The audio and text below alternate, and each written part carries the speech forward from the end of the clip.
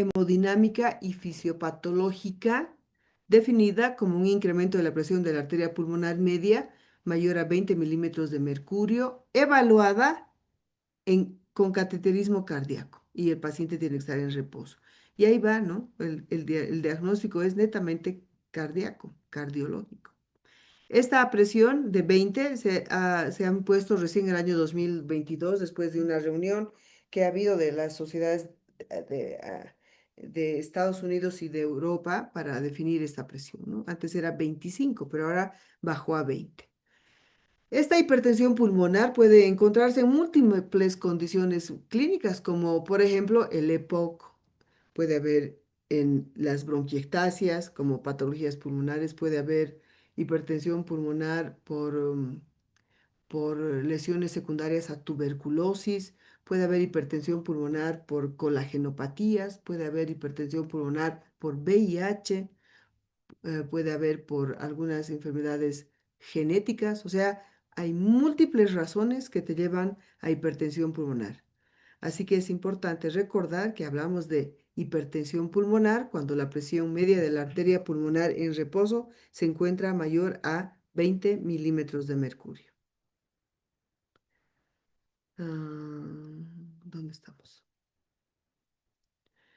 Eh, la hipertensión pulmonar, esa después vamos a hablar. La hipertensión pulmonar, para evaluar la hipertensión pulmonar, para definir que existe hipertensión pulmonar, hemos dicho que es necesario hacer un cateterismo cardíaco. Y esto define la hipertensión pulmonar en 1, 2, 3, 4 grupos. Eh, eh, necesariamente debo hacer cateterismo cardíaco para poder definir en cuál de estos grupos está el paciente. Existe la hipertensión pulmonar precapilar, donde lógicamente existe una presión pulmonar media mayor a 20 milímetros de mercurio, pero la presión de oclusión en cuña, o sea, la presión en cuña pulmonar debe estar menor a 15 milímetros de mercurio. ¿A qué grupo clínico corresponde? Ahorita vamos a hablar de los grupos clínicos que existen en la clasificación de hipertensión pulmonar. Está en el grupo 1, que se llama hipertensión arterial pulmonar, la verdadera hipertensión arterial pulmonar. Está en el grupo 3, que es la hipertensión pulmonar secundaria a enfermedad pulmonar. Aquí está el EPOC, las bronquiectasias, el EPIT, por ejemplo.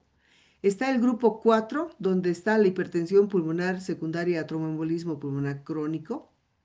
Y está el grupo 5, que es la hipertensión pulmonar de causa conocida o no conocida o causa múltiple.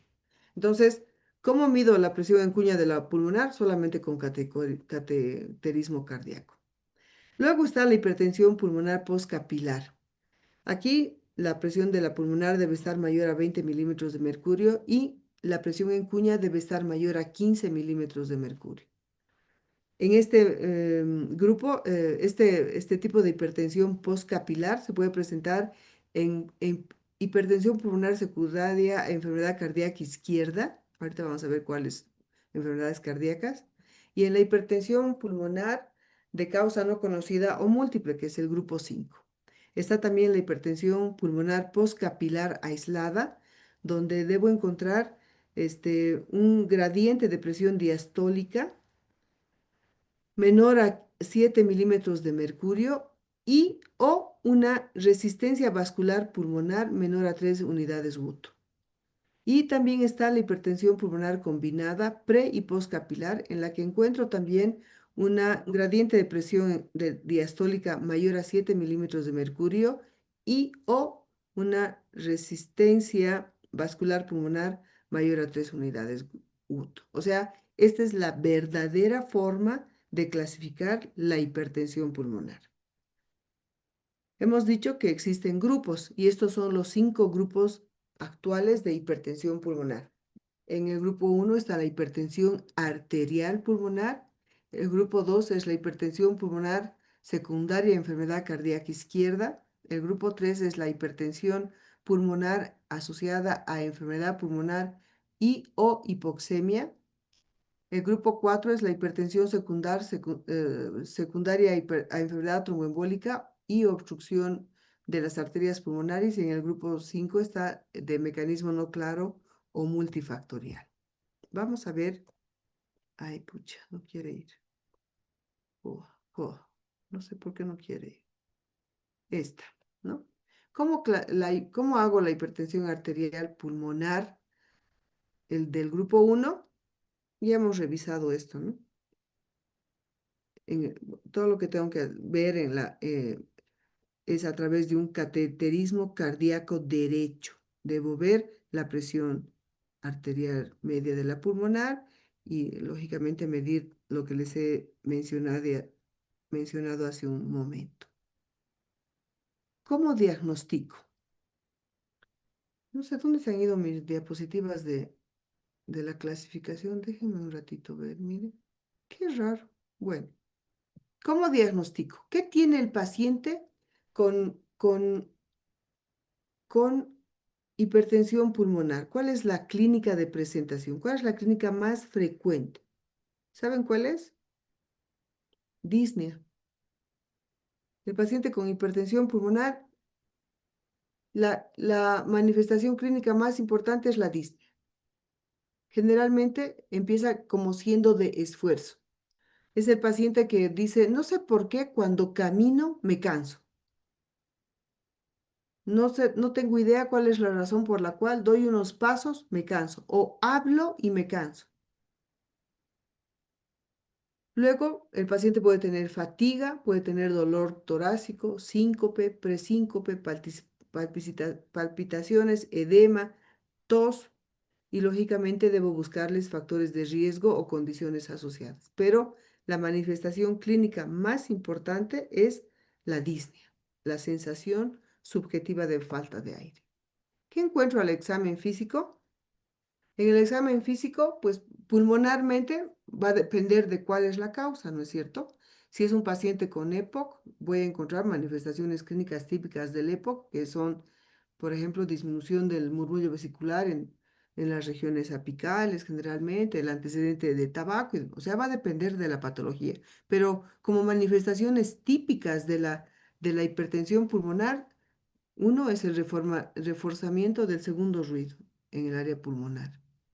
Puedo encontrar un soplo de insuficiencia tricuspidea o de insuficiencia de la arteria pulmonar, ingurgitación yugular, edema, ascitis como parte de una falla cardíaca derecha, soplos y hepatomegalia como parte de una falla cardíaca derecha. En el electrocardiograma, algunas imágenes electrocardiográficas que manifiesten la hipertensión de la pulmonar, que si no estoy equivocada es esta, ¿no? ¿Esta? No sé, no tengo idea. Pero en la radiografía de tórax, pues esta imagen que es la prominencia del arco de la pulmonar y un aumento del grosor de la arteria pulmonar derecha, que son manifestaciones que te sugieren que existe hipertensión arterial o hipertensión pulmonar. Entonces yo debo ver eso en la placa. Lógicamente, he dicho, te sugieren, porque la única forma de diagnosticar hipertensión o pulmonar es a través de un cateterismo cardíaco derecho. Aquí igual, ¿no? Aquí está la- el cono de la pulmonar está invertido y una arteria pulmonar derecha bien gordita. ¿Qué debo pedir en el examen de laboratorio del paciente? Todo. Debo pedir todo: hemograma, glucemia, SOA2, función hepática, perfil tiroideo, estudios de enfermedades autoinmunes y serología para VIH. Cuando digo que es mi paciente hipertensión pulmonar, porque tengo que llegar a la causa. La hipertensión pulmonar es una manifestación de alguna otra enfermedad que está teniendo el paciente. Y para ver el compromiso cardíaco de la hipertensión pulmonar, debo pedir ProBNP o BNP, ¿no? Para ver sufrimiento del corazón.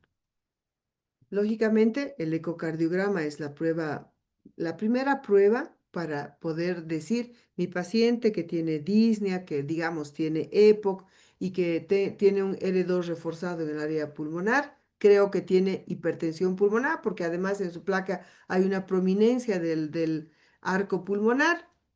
La primera prueba se llama ecocardiograma, que si bien no nos ayuda a tener un diagnóstico de certeza, nos ayuda a tener una alta sospecha clínica y ecocardiográfica de hipertensión pulmonar. Dice, se recomienda el ecocardiograma como prueba diagnóstica no invasiva de primera elección en caso de sospecha de hipertensión pulmonar, clase 1C.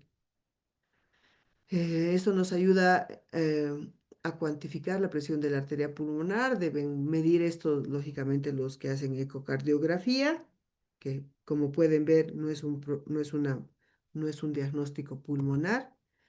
Todas estas cosas deben medir los médicos cardiólogos que hacen ecocardios, medir el tamaño de la cavidad, la motilidad segmentaria del ventrículo derecho, ver si el septum interventricular está desviado o no desviado al lado izquierdo.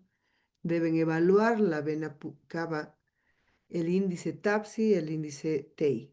Todo esto deben hacer los ecocardiografistas para que nos ayuden a decir si nuestro paciente tiene una probabilidad alta, intermedia o baja. Y así, en colores, debería salir el informe para decirnos alta probabilidad, intermedia probabilidad o baja probabilidad de hipertensión pulmonar a través de una ecocardiografía, ¿no? ¿Qué está midiendo el ecocardiograma? Mide la velocidad pico de regurgitación tricuspidia y la presencia de otros signos ecocardiográficos de hipertensión pulmonar. Y eso nos ayuda a decir si el paciente tiene una alta, intermedia o baja probabilidad de hipertensión pulmonar, ¿no?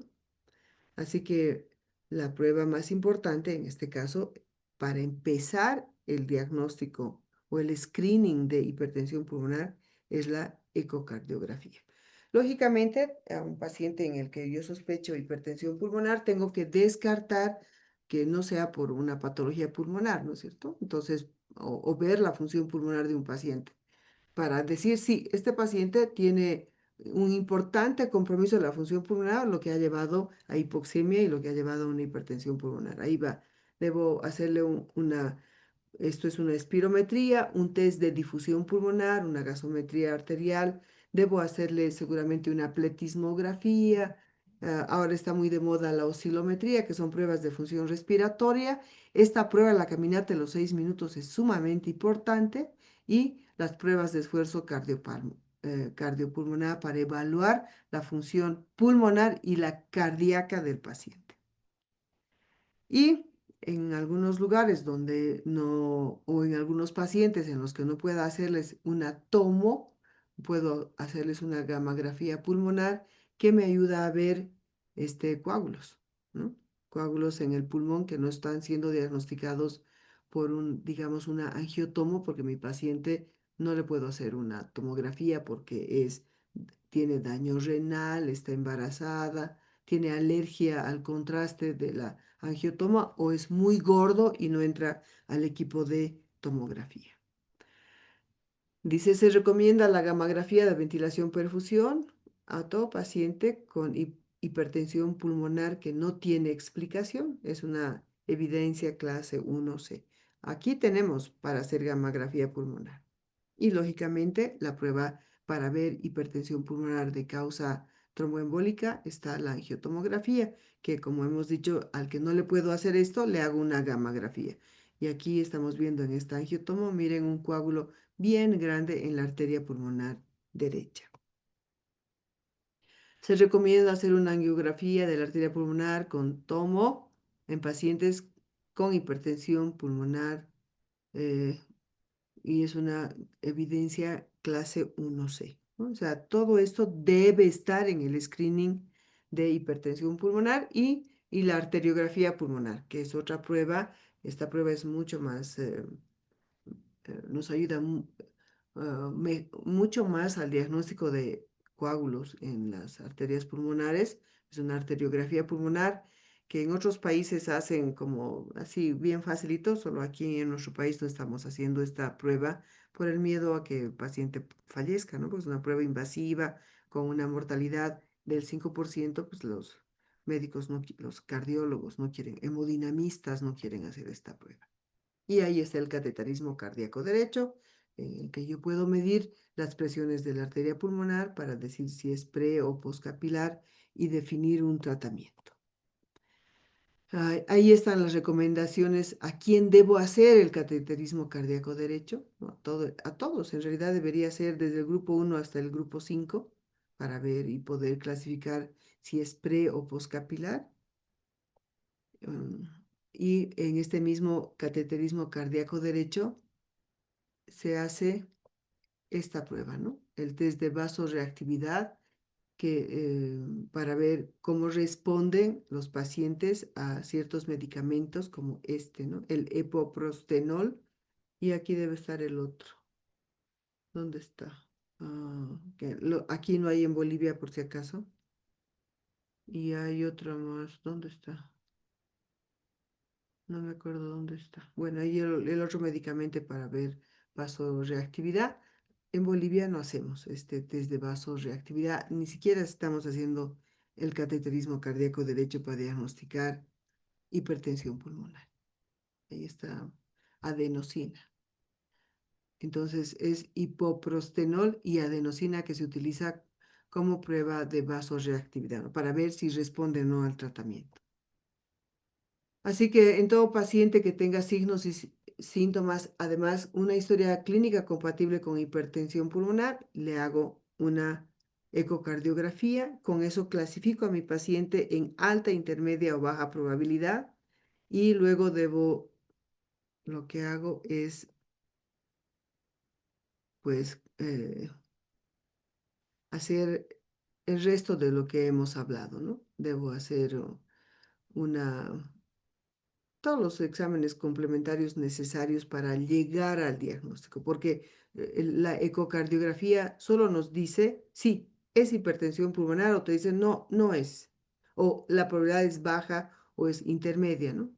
Nosotros con una alta o intermedia probabilidad, debemos proseguir con el screening diagnóstico para llegar a al diagnóstico etiológico de la hipertensión pulmonar y poder dar un tratamiento. Esa es la idea. ¿No ve? Y miren, en otros países existen los centros especializados de hipertensión pulmonar, pues aquí no hay. Aquí nos estamos quedando hasta aquí, ¿no? Nosotros hacemos la ecocardio, hacemos las otras pruebas, pero ya no hacemos ¿qué se llama esto? El cateterismo cardíaco. Y aunque quisiéramos, no tenemos los medicamentos que se utilizan, ¿no? Eso no existe en nuestro país. Bueno, esto es para cuando hacemos una gammagrafía. Bueno, muy bien. ¿Qué más debo hacer en un paciente que tiene hipertensión pulmonar? Debo evaluar el riesgo. ¿Riesgo de qué? De que se muera. ¿De acuerdo? Existe riesgo bajo, que es menor a 5%. El tiempo es un año. El riesgo intermedio de 5 a 10% y el riesgo alto más de 10%. ¿Qué debo medir cuando le voy a poner a mi paciente en riesgo de que lo mate en un año? Debo evaluar signos clínicos de falla cardíaca derecha, progresión de los síntomas, ver si tiene síncope, clasificación funcional según la OMS. Debo hacer la prueba de la marcha a los 6 minutos. Les cuento que no hacemos en nuestro país, que es una prueba súper fácil, pero el problema es tiempo. Debo hacer el test de esfuerzo cardiopulmonar, concentración plasmática de ProBNP. Debo hacer imágenes como una ecocardiografía y una resonancia magnética, pero cardíaca, y parámetros hemodinámicos. Eso es un cateterismo cardíaco derecho. Entonces ahí otra vez nosotros quedamos medio cojos porque no estamos completando esta evaluación porque no tenemos, ¿qué no tenemos? No tenemos los parámetros hemodinámicos, no tenemos la resonancia nuclear magnética cardíaca, no tenemos el test de la prueba de la marcha a los 6 minutos, ¿no? Eso nos ayuda a clasificar a nuestros pacientes en cuál es el riesgo de que se muera, porque la idea al final de todas las enfermedades, no solamente de la hipertensión pulmonar, sino por ejemplo de la misma neumonía que es tan frecuente, es decirle a través del, no, ¿qué test utilizan para ver mortalidad en en la neumonía, chicos? Mañana tienen examen.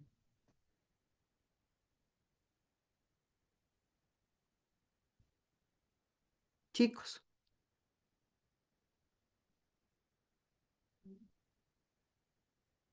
Micaela, Micaela Pinedo Castañeto. ¿Qué utilizas para decir existe una probabilidad de tantos de que su paciente se muera, su familiar se muera? Doctora, ¿sería el test de CURB 65? Exacto, eso. Utilizas el CUR o el CRB 65, ¿no ve? Le dices, pues te está dando mortalidad. Aparte de que te dice dónde lo internas o no lo internas, le das tratamiento ambulatorio, te dice la mortalidad es tanto. De eso se trata. Todas las enfermedades tienen eso, mortalidad. ¿Qué tan probable es de que el paciente X fallezca? Y eso es aunque no me crean, uno de de las causas más frecuentes de los juicios es justamente eso, pero no me ha dicho que se iba a morir. Nunca me ha hablado de esto. Y eso está mal, porque sí deberíamos decirle. Entonces, esto deberíamos decirle al paciente con hipertensión pulmonar. ¿Qué tan posible es de que se petatee? No sé qué ha pasado aquí. ¿Qué es alto riesgo para que se fallezca?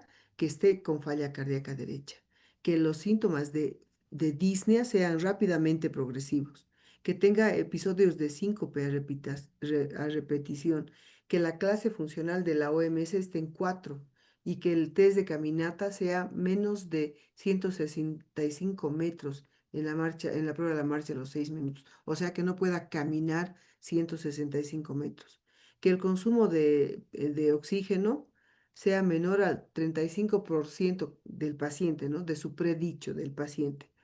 Que el ProBNP o el BNP estén por encima de los valores normales que ellos tienen. Y que el área ah, ¿qué será esto, no? AD, sea mayor a 25 centímetros con derrame pericárdico y la presión diastólica sea mayor a, de la aurícula, mayor a 14 milímetros de mercurio. O sea, eso es muy posible que tu paciente se muera. Luego cuando el paciente ya ha sido diagnosticado de hipertensión pulmonar y le he dado el tratamiento que le corresponde, debo evaluarle y hacer un seguimiento del paciente cada cierto tiempo, ¿no? Más o menos es cada 6 meses, 6 meses. Y debo evaluar cosas que sean, que te demuestren la evolución del paciente. No es, ¿cómo está, señor? Mejor, tiene tos, como hacemos, ¿no? Aquí te está pidiendo que veas em, electrocardiograma, prueba de la marcha de los 6 minutos, ecocardiograma, analítica, eh, que midas GAP y que hagas cateterismo cardíaco derecho. O sea, cosas que ah, aquí no hacemos. Cada 6 meses un cateterismo a un paciente, no, si nunca le han hecho ni siquiera uno, no vamos a poder hacer esto, ¿no? Entonces, esto hace cardiología, lógicamente. En conclusiones, los síntomas de una hipertensión pulmonar no son específicos, lo que hace que el diagnóstico sea muy tarde. El síntoma más importante es la disnea, así que cuando tengan un paciente con disnea que no tiene explicación, piensen en hipertensión pulmonar. eh, y piensen que puede ser hipertensión pulmonar porque existen muchísimas condiciones patológicas que pueden llevarte a esta enfermedad, o en realidad no es una enfermedad, es una consecuencia a este estado de hipertensión pulmonar. Y lógicamente esto es sumamente importante, ¿no? La evaluación diagnóstica debe ser con métodos que tengan un costo efectivo, o sea, cuánto cuesta y qué efectivo sea hacerle esta prueba, ¿no? El costo es alto, pero la efectividad es buena. Yo voy a poder decirle con un cateterismo cardíaco a mi paciente X que el tratamiento que le estoy dando es efectivo o no es efectivo. Y, o digamos que el cateterismo cardíaco no es tan bueno, no le hago, aunque sea caro, pero no es efectivo en este paciente, ¿no? Dependiendo lógicamente de nuestro país, ¿no? Aquí en Bolivia ¿Qué no podemos hacer? Cateterismo cardíaco derecho, no hay. ¿Qué tampoco podemos hacer? O sea, no le voy a pedir que le haga un cardiólogo una ecocardiografía si el ecocardiógrafo del cardiólogo es de a quinta. ¿Para qué? Le van a cobrar igual lo que cuesta hacerle un ecocardiógrafo de último nivel que con un pinche. Y eso no está bien, ¿no? Yo necesito que el ecocardiografista, el cardiólogo, tenga un ecocardiógrafo de muy alto nivel para que pueda medir todo lo que hemos visto cuando se debe medir, evaluar el corazón para decir hipertensión pulmonar. Ok, preguntas. El tratamiento o medicamentos que no hay en Bolivia, voy a, voy a buscar en el internet para que vean. No pongo porque no hay, ¿no? El único que hay aquí es el sildenafil y no se usa en todos y en algunos porque no funciona. Vamos a pedirle que haga un cuadro. Ok, allá va.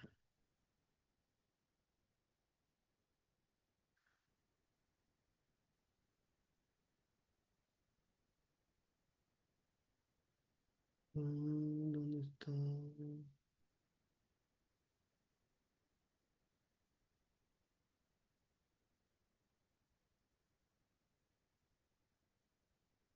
Bueno, así mejor les mostraré porque está mejor. ¿Dónde están? Aquí.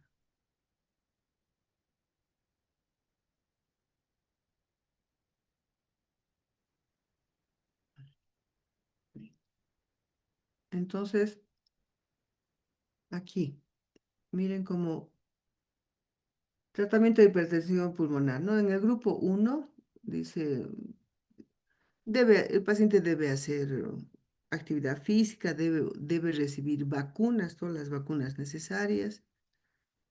Eh, Debo hacer la prueba de vasoreactividad que hemos visto en la clase y si es positiva la prueba de vasoreactividad, debo dar bloqueadores de los canales de calcio a dosis altas como el nifedipino, diltiazem y amlodipino.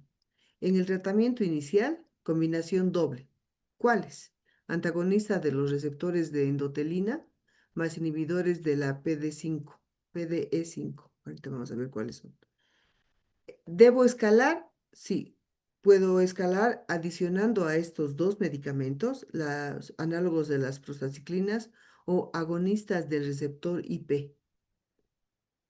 Alto riesgo, ¿con quiénes? Con las prostaciclinas sistémicas. Hay que considerar traslado a centro especializado para evaluación de trasplante, ¿no? O sea, este es el tratamiento del grupo 1, el algoritmo de tratamiento del grupo 1 de la hipertensión arterial pulmonar.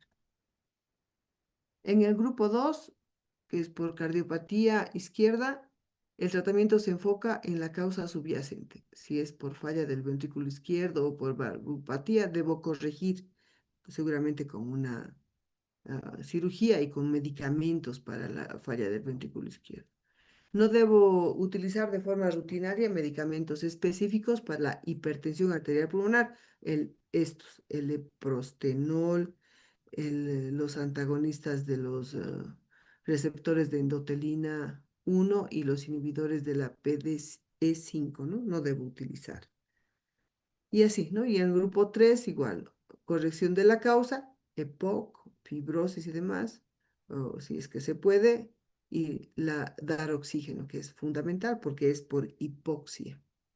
En el grupo 4, en el caso del que es por TEP crónico, debo hacer tromboendarectomía. Eso es tratamiento quirúrgico, quitarle el coágulo que el paciente tiene en la arteria pulmonar. Es el estándar de oro, ¿no? Y aquí estamos dando salbutamol, beclometasona, les siguen dando, este, esto es en el TEP crónico, ¿no? Les siguen dando anticoagulantes y les siguen dando sildenafil, no funciona. Si no son quirúrgicos, se considera angioplastía pulmonar con balón o terapia farmacológica. Ahí va el Riociguat, que es un medicamento que tampoco hay en Bolivia. En el grupo 5, que es multifactorial o de causa desconocida, el tratamiento de la hipertensión está dirigido a la patología de base.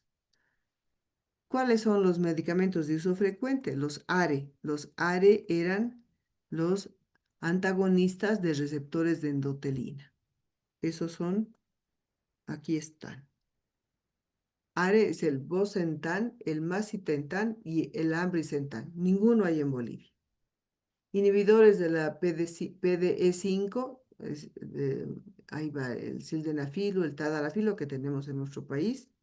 Y por los que son vía prostaciclina está el hiloprost, que se utiliza inhalado, el epoprostenol, que se utiliza endovenoso, el treprostinil, que hay en dos vías, subcutánea o vía inhalada, Selexipag, bueno, que ninguno de esos hay en Bolivia, y existen también los estimuladores de la guanato ciclasa, que es el riociguat que no tenemos en nuestro país, ¿no ves? Entonces, lo único que hay aquí es el sildenafilo y el tadalafilo, que como podrán ver en estos 2, 3, 4, 5 no está indicado, solo está indicado en esto, en la hipertensión arterial pulmonar, o sea, en el grupo 1 de la clasificación actual.